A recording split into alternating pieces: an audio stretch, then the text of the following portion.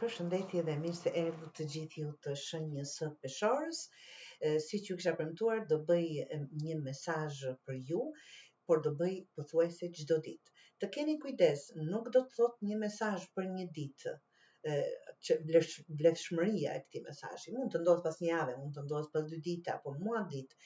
Keni kujdes, merrni këto mesazhe, mbani mend apo rishikoni videot që t'i rikujtoni, nga që do t'ju ndihmojnë në rrugtimin e juaj të dashur peshor, dhe mesazhi juaj është kjo.